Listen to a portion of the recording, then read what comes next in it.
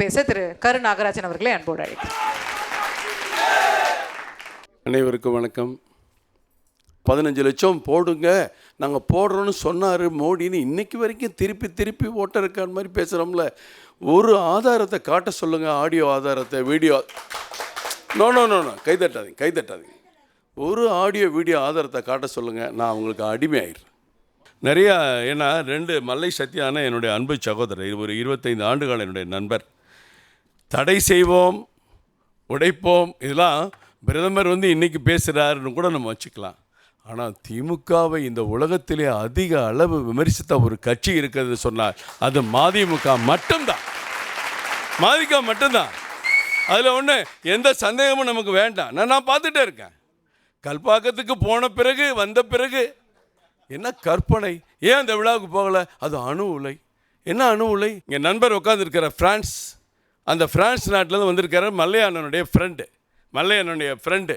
அந்த பிரான்ஸில் 65% அணு உலை. மின்சாரம் அங்கே இருந்தால் வருது. எவ்வளவு? 65%. நம்ம எவ்வளவு? 4%. அதுக்கே உள்ளே போயிட்டு வந்தோடனே குழப்பங்கிறாரு. ஒரு தடவை போனதுக்கே குழப்பம்னா பக்கத்திலே இருக்கிற மல்லையண்ணனுக்கு நிறைய குழப்பம் இருக்கும். ஏன்னா அங்கே தான் அவர் இருக்கார். அங்கே தான் இருக்கார். எய்ம்ஸை பற்றி பேசுகிறோம். 5 வருஷம் கழித்து தான் வேலை ஆரம்பிப்பாங்க. 2 வருஷம் புதுக்கோட்டையா, சேலமா, கப்பலூரா போச்சு. நம்ம வேடிக்கை பார்த்துட்டே இருந்தோம். 2 வருஷம் கொரோனா தொலைச்சிருச்சு. எந்த நிறுவனமும் புது நிறுவனத்தை ஆரம்பிக்க முடியல. அதுவும் நமக்கு எல்லாருக்கும் தெரியும். அதுக்கடுத்து மத்திய அரசை வச்சு ஒரு கல்லூரியை கட்டுறதை விட்டுவிட்டு நம்ம ஏன் ஜப்பானுக்கு போனோம் கடன் வாங்க? யார் போய் சொன்னா? மத்திய அரசை போய் சொன்னாங்க ஜப்பானுக்கு. அதனால ஒரு வருஷம் லேட் ஆயிடுச்சு. இவங்களுடைய கோரிக்கை அங்கே போகுது. குறைந்த வட்டி கிடைக்கும், வட்டியே இல்லாமல் கடன் கட்டலாம். இன்னைக்கு எல்என்டி நிறுவனம் இந்தியாவில் மிகப்பெரிய அமைப்புகளை உருவாக்கிய நிறுவனம் வேலையை தொடங்கியிருக்காங்க. 26க்குள்ளே கட்டி முடிக்கப்படும். சரி, நம்ம ஐயா முதல்வர் ஸ்டாலின் அவருடைய கட்சியும் காங்கிரஸும் கூட்டணியில் 10 ஆண்டுகள் இருந்தீங்களே, 20 வருஷமாக எய்ம்ஸ் வேணும்னு இந்த தமிழ்நாட்டில் போராடிக்கிட்டு இருந்தாங்களே, மக்கள் குரல் கொடுத்துக்கிட்டு இருந்தாங்களே, என்னாச்சு? ஒரு எய்ம்ஸுக்கான ஒரு உத்தரவை நீங்கள் கொண்டு வர முடிந்ததா? ஆரம்பிக்க வேண்டும் என்ற சிந்தனையாவது நமக்கு வந்துச்சா? நீங்கள் யோசிச்சு பாருங்கள். அடுத்து புயல் பாதிப்பு அண்ணன் சொன்னாங்க. எவ்வளவு பணம்? நான் முதலமைச்சர் அவர்கள் ஒரு அறிவிப்பு நேற்றுக்கு முன்தினம் வெளியிட்டிருக்காங்க. அந்த அறிவிப்பை நான் அப்படியே வாசிக்க வேண்டியது என்னுடைய கடமை. முதலமைச்சர் பேசுகிறாங்க, மக்களுக்காக மாநில பேரிடர் நிதி மற்றும் அரசு துறைகளில் இருந்து 3406 கோடி ஒதுக்கி அவர்களுடைய நலன் காக்கப்பட்டது. நல்லா தெரிஞ்சுக்கணும். 3406 கோடி ஒதுக்கி நலன் காக்கப்பட்டது. இப்போ மக்கள் அமைதியாக இருக்காங்க. எல்லா கார்டுக்கும் 6000 ரூபா போட்டாச்சு. இதில் 1106 கோடி மத்திய அரசோட ரூபா. இது வழக்கமாக ஆண்டுதோறும் கொடுக்குற ரூபா. ஆனால் 37,000 கோடி கேட்டோம். மக்கள் நலன் காக்கப்பட்டது. அரசு 3406 கோடி. இது யார் சொன்னால்? முதலமைச்சர் சொல்லியிருக்கிறாங்க, ஸ்டாலின் அவர்கள் சொல்லியிருக்கிறாங்க. அப்போ இந்த 3406 கோடியில் 1106 கோடி மத்திய அரசு கொடுத்தது. மீதி 37,000 கோடி எதுக்கு கேட்குறீங்க? ஏன் கேட்குறீங்க? யாருக்கு கேட்குறீங்க? எப்படி செலவழிக்க போகிறீங்க? எந்த டிபார்ட்மெண்ட்டில் செலவழிக்க போகிறீங்க? ரோடு போட போகிறீங்களா? தண்ணி கொடுக்க போகிறீங்களா? வேணும்ல, அதெல்லாம் ஆராய்ச்சி பண்ண வேண்டாமா? இதே மாதிரி புயலில் 25,000 கோடி, 30,000 கோடி, 17,000 கோடி எதுக்குமே உங்கள்கிட்ட கணக்கு இல்லைண்ணே, ஏன்ட்ட கணக்கு இல்லைண்ணே. கொஞ்சம் நம்ம அரசியல் பேசினாலும் நம்மளை யோசிக்க வேண்டிய கடமை பொதுமக்களான நமக்கு இருக்கிறது. அதே போல் அண்ணன் பாலாஜி அண்ணன் சில விஷயம் சொன்னாங்க. வாஷிங் மிஷினு, செந்தில் பாலாஜிக்கு ஒரு வாஷிங் மிஷினு, முத்துச்சாமிக்கு ஒரு வாஷிங் மிஷினு, KKSRக்கு ஒரு வாஷிங் மிஷினு, அனிதா ராதாகிருஷ்ணனுக்கு ஒரு வாஷிங் மிஷினு, கண்ணப்பனுக்கு ஒரு வாஷிங் மிஷினு, நிறைய வாஷிங் மிஷின் திமுகட்ட தாங்க இருக்குது. அதெல்லாம் நம்ம பார்த்துக்கிட்டு தானே இருக்கோம். அதெல்லாம் பார்க்கலன்னா நம்ம பேசலாம். எப்படி மக்கள்கிட்ட போய் நம்ம ஏமாற்றி போய் சொல்ல முடியும்? அங்கெல்லாம் மக்களுக்கு நாலேஜ் கம்மிங்கிறாரு. அப்போ இங்கே திமுக எதிர்த்து 75 இடங்களில் சட்டமன்றத்தில் வெற்றி தேடி கொடுத்தாங்களே தமிழக மக்கள், அந்த 75 தொகுதி மக்களுக்கும் நாலேஜ் கம்மியா? பாலாஜி இருந்தாங்க, நாலேஜ் கம்மியா? எப்படி அது? எனக்கு சீச்சி இந்த பழம் புளிக்க மாதிரி. சட்டமன்ற தேர்தல் வரும்போது EVM மிஷினை பற்றி என்னுடைய அன்பு சகோதரர் திருமாவளவன் பேச மாட்டார். சட்டமன்ற தேர்தலும் பேச மாட்டார். ஆனால் பார்லிமெண்ட் தேர்தல் வரும்போது பேசுவார். ஏன்னு கேட்டால் முன்னாடியே முடிவு அவங்க தெரிஞ்சிருச்சு, ஜெயிக்க போறார் மோடி. ஜெயிக்க போறார் மோடி, ஜெயிக்க போறார். அதனால இப்ப பேச ஆரம்பிப்போம். இன்னைக்கு ஏதாவது ஒரு ஏழை பெண் பேங்க்ல போய் எனக்கு அக்கௌண்ட் தொடங்கினா எந்த மேனேஜராவது தொடங்கி கொடுத்தாங்களா? சொல்லுங்க. கிடையவே கிடையாது.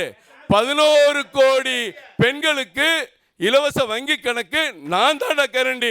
மோடி உத்தரவாதம் மாதிரி மோடி தான் கேரண்டி ஆரம்பிச்சு கொடுக்க சொன்னது பாரத பிரதமர். ஆண்டுக்கு 20 ரூபா. ஒரு டீ குடிச்சா 20 ரூபா. அது சின்ன டீ கடையில் குடிக்கணும். பெரிய ஹோட்டலில் போனால் இன்னைக்கு 40 ரூபா. 20 ரூபாய்க்கு நீங்கள் டீ குடிக்கிற செலவை நீங்கள் ரிசர்வ் பண்ணி இன்சூர் பண்ணிங்கன்னா உங்களுக்கு உயிருக்கு ஆபத்துனா 2 லட்சம். யார்த்தையும் போக வேண்டாம். கவுன்சிலரு அண்ணன் பாலாஜி மாதிரி எம்எல்ஏ எம்பி மினிஸ்டர் எங்கேயும் போக வேண்டாம். ஆட்டோமேட்டிக்காக உங்கள் பேங்க் கணக்கு வரும். 2 லட்சம் ரூபா. இதுக்கு முன்னாடி நான் பார்த்துருக்கோமா?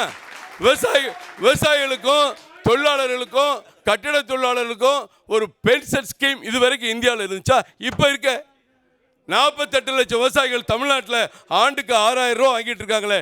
இதுக்கு முன்னாடி மத்திய அரசு கொடுத்துச்சா? கலைஞரெல்லாம் ஒப்பிட்டு காமிச்சாங்க, கொடுத்துச்சா? இன்னைக்கு கொடுத்துட்ருக்கோம்.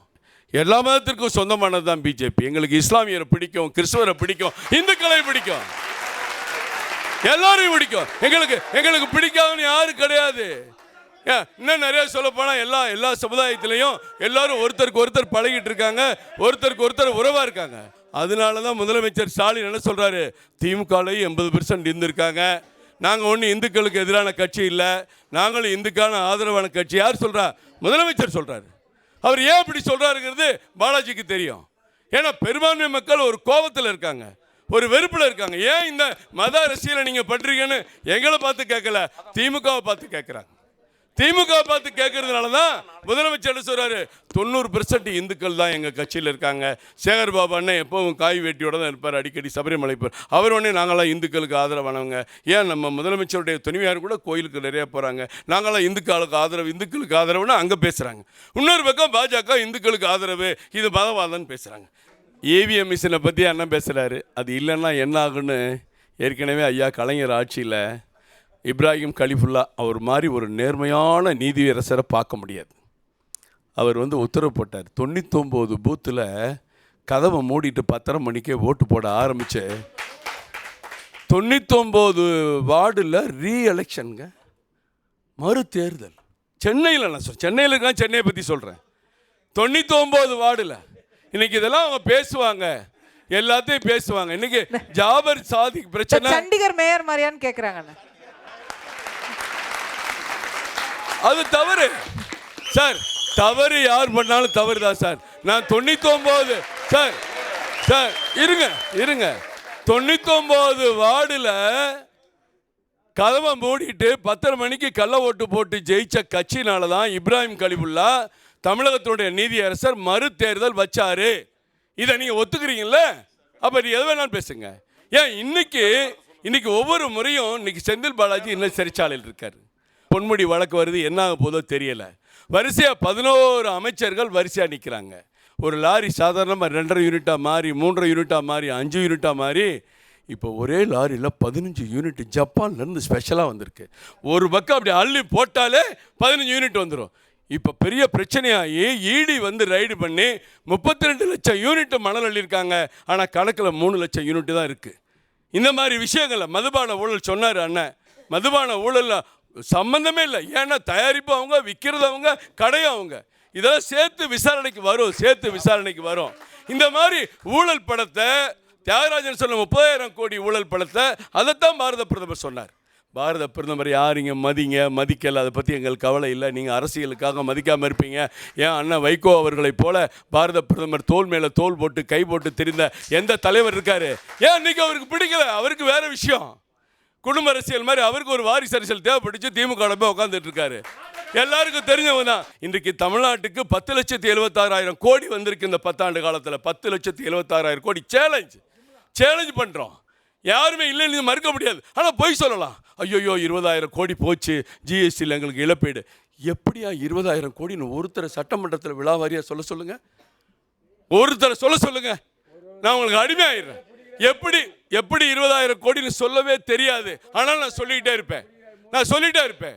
ஒட்டுமொத்த வரி வருவாய், இதோட சொல்லி முடிச்சுக்கிறோம் சாரிம்மா. ஒட்டுமொத்த வரி வருவாய் 46,000 கோடியிலிருந்து இன்னைக்கு 90,000 கோடியாக தமிழ்நாட்டுக்கு உயர்ந்திருக்கு.